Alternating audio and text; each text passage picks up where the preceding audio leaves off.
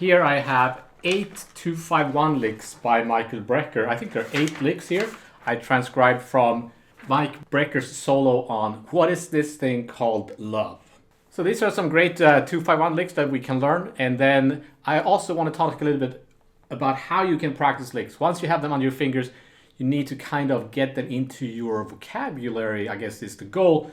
And a little bit inspired by what Michael Brecker himself says in this book. So let's get started, shall we? So the first lick, you heard me play there a little bit.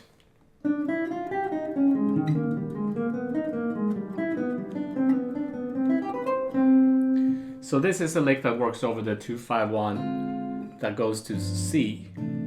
So the tune is a 2-5-1 in minor to F minor, right?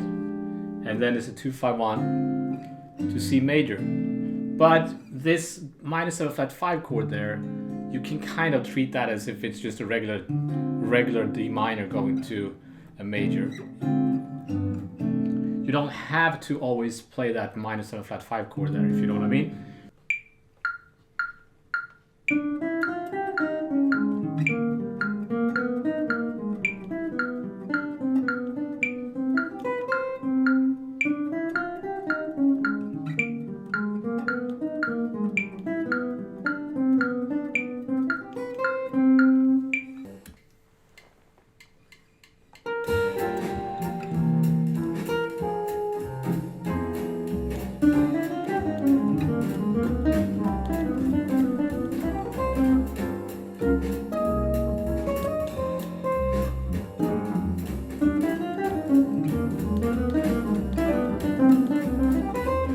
So you're thinking, where are these notes coming from?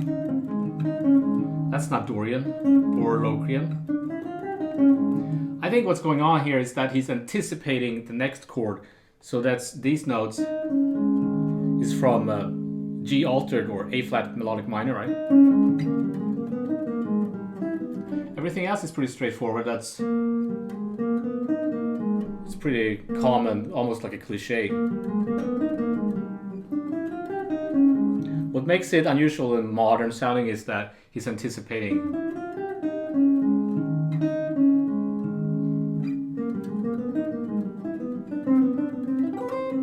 Moving on to the next lick, this one is over the 2-5-1 in F minor.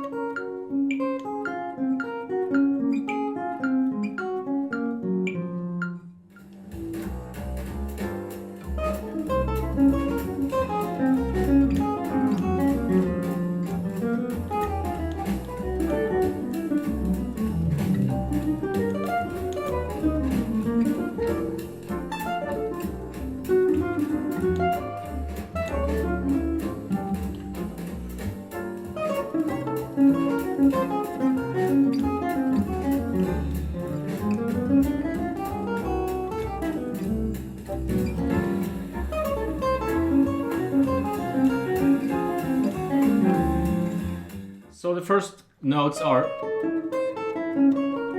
from the C half whole, symmetrical diminished scale. Everything is from symmetrical diminished. This is some kind of weird shape. So you could move everything. Anything that is from the symmetrical scale, right, the half whole scale, could be moved in minor thirds, for example.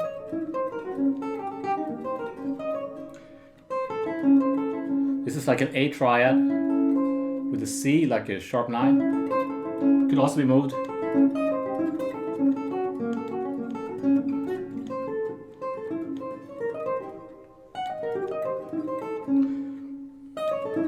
This is the kind of sound that I associate with Michael Brecker, these kind of symmetrical diminished fast runs and stuff like that. F sharp triad. Tritone, right? Then F minor arpeggio and it helps to do this, use this fingering. I find helps. So the G flat triad there, I don't know why that works. It could be, you could think of it as a, like a dominant. It's a sub 5, right? So you're kind of playing F minor, the sub 5, F minor, sub 5, like a Barry Harris thing almost.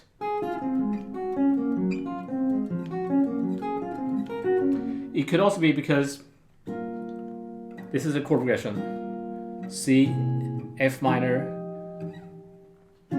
E flat minor. You can do that, right? So it's like that E flat minor kind of pulls to the D minor. So it sounds like, I don't know, it's a half step above the D minor. Maybe that's why it sounds good. I don't know. We don't really need to know why it works. We just need to know that it works. Next lick, he kind of anticipates the whole bar and plays G altered over the first 2 bars.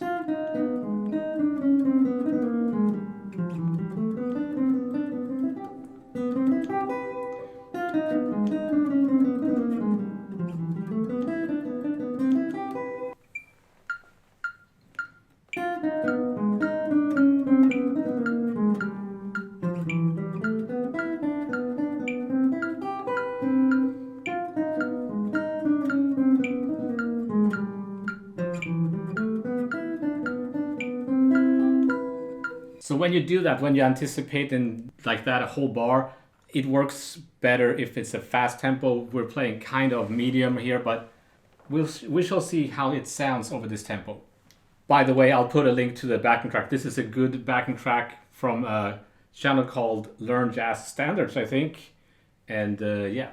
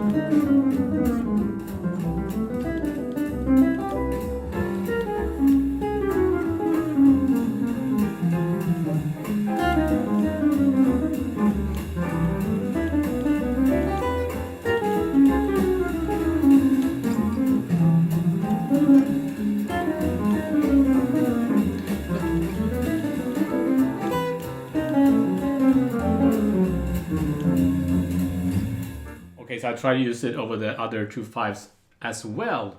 So it's an A flat melodic minor, A flat minor 6 arpeggio. And then some chromaticism.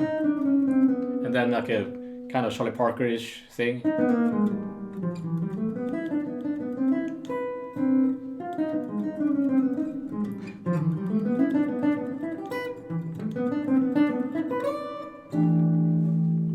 Next lick is over the F minor 2/5.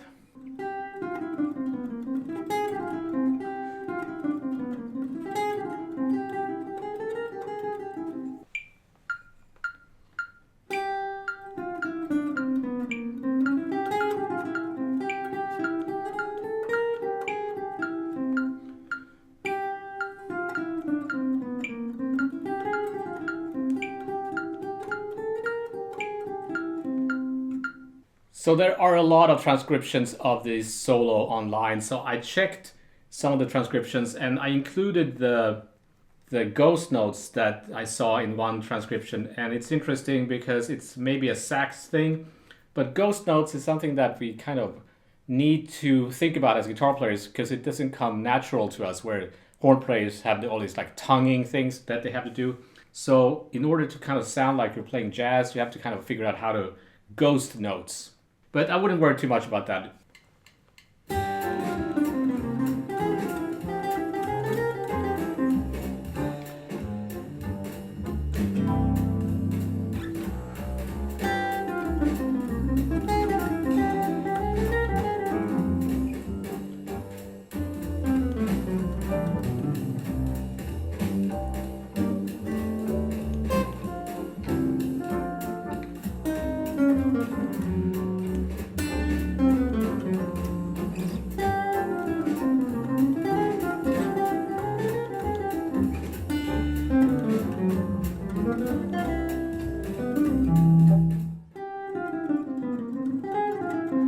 it's like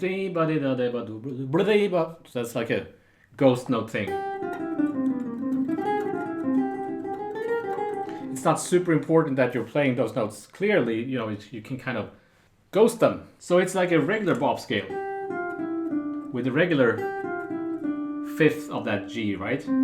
The chord symbol in the real book is a -7 flat 5, and people get kind of obsessed by that. It's like, oh, it has to be a -7 flat 5, it has to be a Locrian scale of some sort.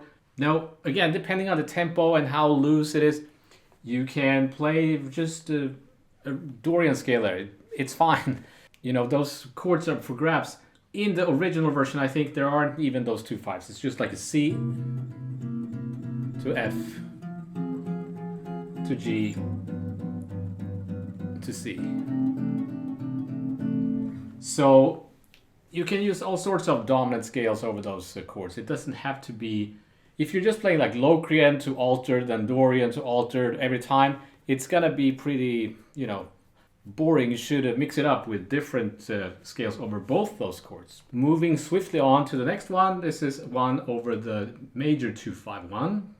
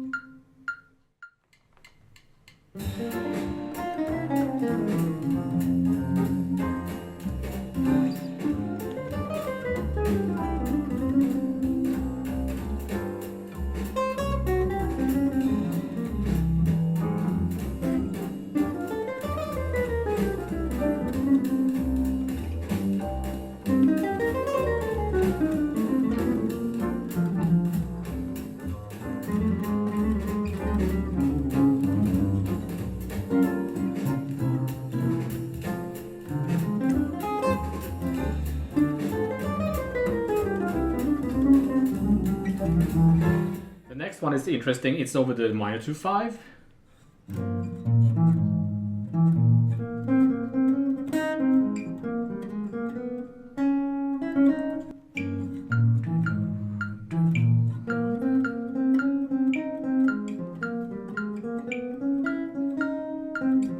So again, I think he's treating both those 2 bars as some kind of C altered, ignoring the G -7 5. Just think altered over the whole thing, at least those 2 bars.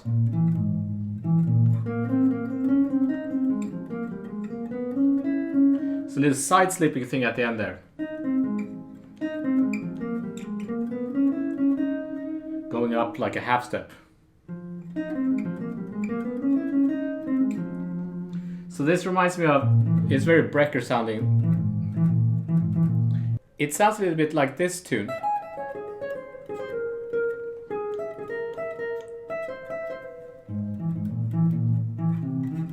That's Nothing Personal. It's a Brecker tune. One of my favorite Brecker records, or one of my favorite records of all time. Pat Metheny is on that. So it's this tune, Nothing Personal. It's a melodic minor sounding.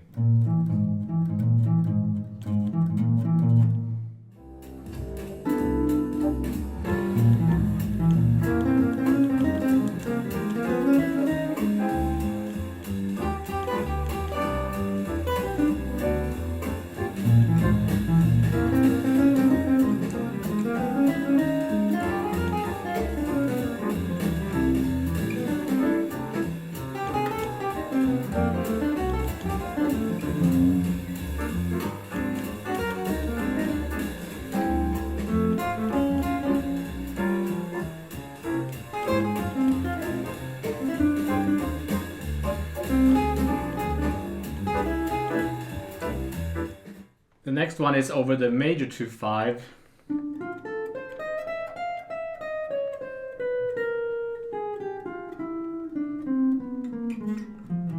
So I didn't know how to write the position shift. I'm doing a position shift here. You don't have to do that. It's just what for me, was kind of helpful. There. I didn't know how to write that, but I put in that little mark there.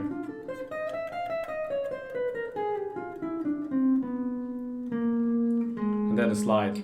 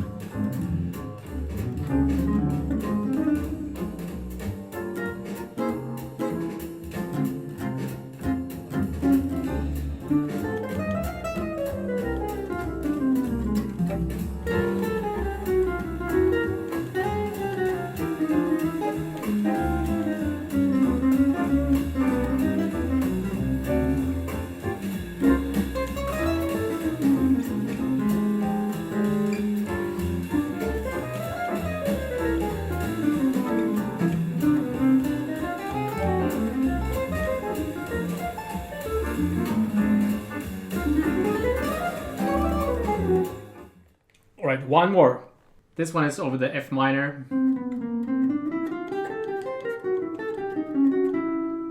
Symmetrical diminished.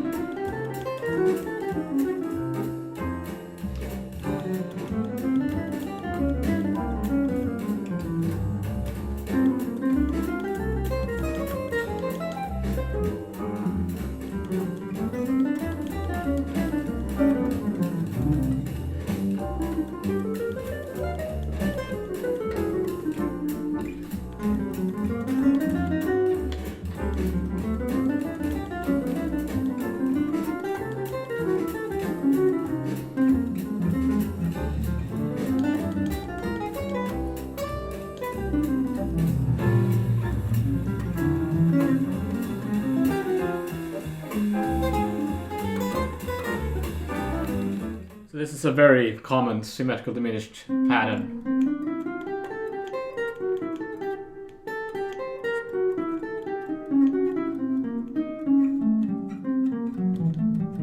You could keep going with it.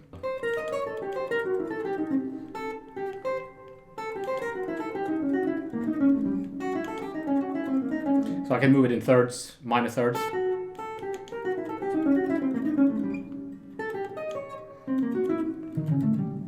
So this brings me to the next point, is that you have to kind of be able to manipulate and kind of tweak these licks instead of just learning them, memorizing them like in the exact same fingering, and then just play through them. Let's say you are a page and you print out this page, and then you just play through them with the fingerings here, and then you put it aside. You haven't really learned that much, unfortunately. That's a mistake I've done in the past, that I get a new book and then I just play through it. What Michael Brecker suggests in his notebooks of Michael Brecker, he talks a little bit about practicing in the beginning here.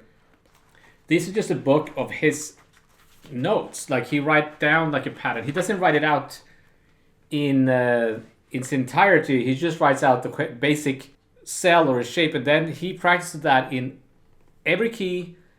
He just plays the shit out of the idea, basically. So maybe spending a month with one of these licks and just playing it through every key, get as much as you can from the lick so that you really get it into your playing. So how can you do that? Well, you can play in all keys, and to help me do that, I will use the Ebersol 251 progression now with 2 CDs. This, kids, is a CD. So let's take the first lick. I'll play that through this cycle of 2-5-1s. So basically, just going through all the keys. 1, 2, 1, 2, 3, 4.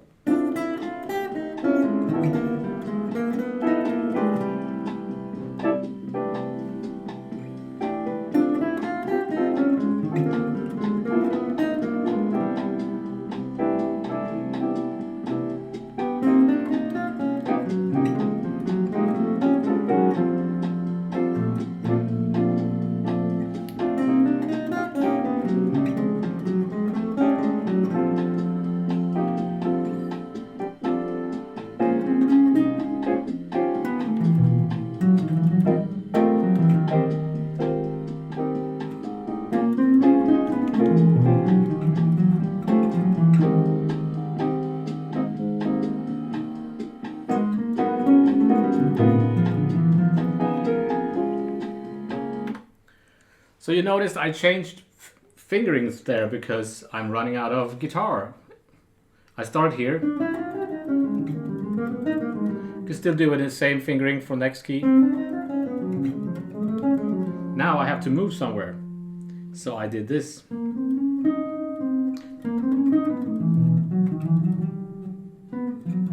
See, now I really have to think. This is how you want to be practicing. Otherwise, there's this risk, right? Like we're just learning a finger shape, and all you can do is to play that. But you, a sax player, of course, every new key would be a different fingering. So I'm not saying you have to come up with a new fingering for every new key. I mean, you could do that, but that would be a little bit, you're kind of not focusing on what's important. But at least 3 different fingerings, I think, is good to have. Because now I have to think.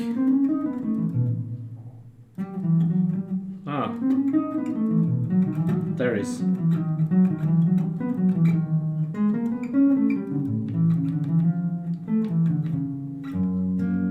So I'm not going to bore you to death with playing through all these keys, but taking this lick, one of these licks, I wasn't playing the entire lick, I was just playing the first 2 bars. Through this, that's really, really good practicing. There's another backing track here with just altered dominants going to major chords and minor chords alternating. So I could take this lick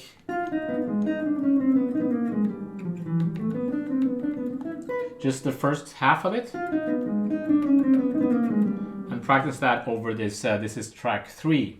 I have made a video about this book, The Aebersold, by the way. So it starts with E altered. 1, 2, 3, 4.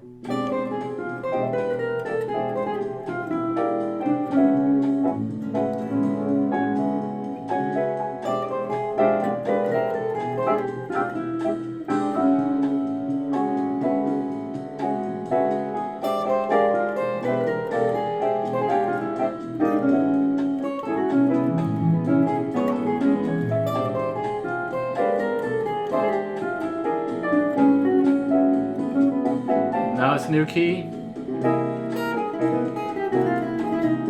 minor. I'll play it here.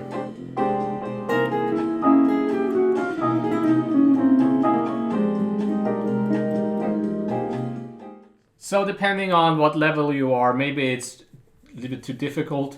You could try to just play 1 key at a time, so 1 key for 1 day. So there is another CD that comes with this booklet where they just stay on 1 key at a time. So the first one is a 2-5-1 in C.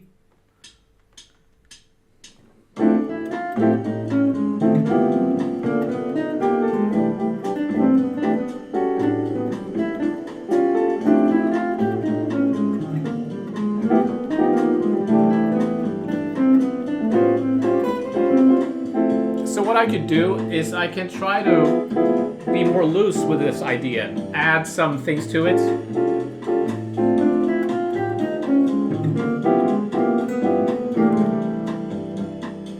Or edit out notes.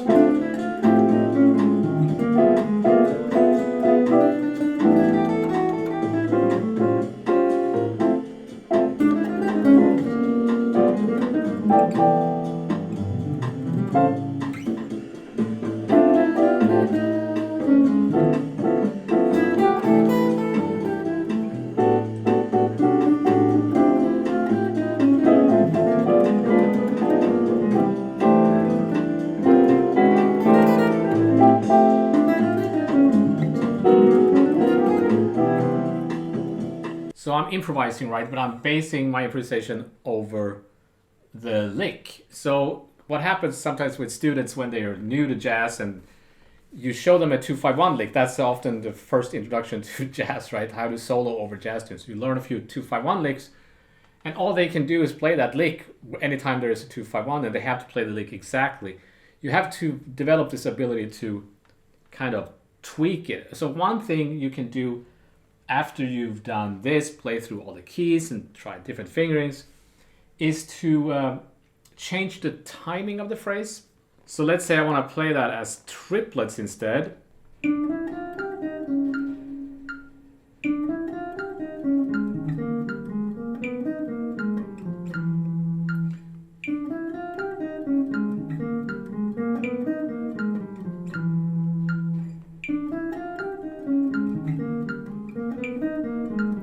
I added some notes at the end there. So that would sound like this, I guess.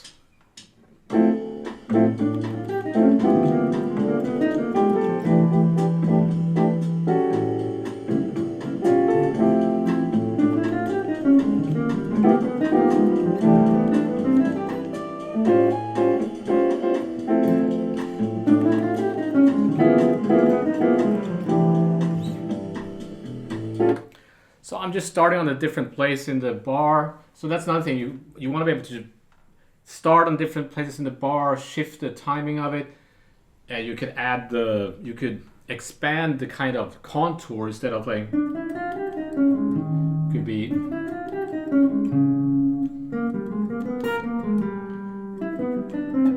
Right, so.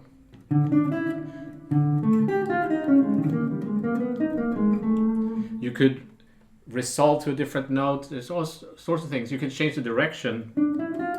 Maybe.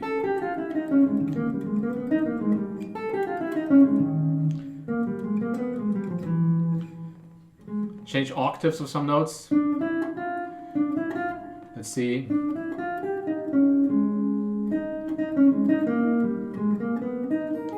That's nice. Just instead of change the octave of the last notes there. See, that's what I think Michael Brecker is talking about. Really getting the most out of a lick. So you try to play this in many ways you can. Try to play it with different, on many different tunes. And maybe you'll get it into your playing and maybe you won't. Sometimes that happens to me anyway. I hear a lick that I have to transcribe it because I love how it sounds. But then it ends up, or it doesn't end up in my playing, even though I want to. It just doesn't show its way into my playing. And other times there are licks that I'm kind of tired of myself when I play them, but I can't seem to get rid of them. So it's funny how that works. But anyway, learning from the masters, Michael Brecker licks PDF on my Patreon page. I want to thank you for your time and attention. I shall see you next time.